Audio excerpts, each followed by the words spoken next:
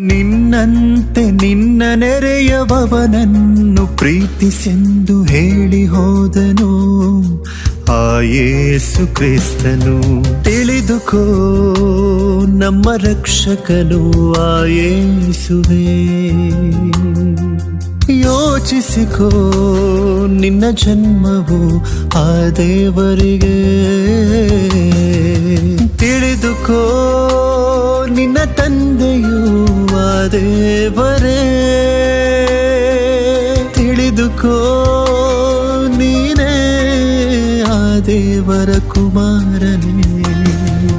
ಓ ಗೆಳೆಯ, ನಿನ್ನ ಜನ್ಮ ದೇವರ ವರವು. ಓ ಗೆಳೆಯ, ನಿನ್ನ ಆತ್ಮ ದೇವರ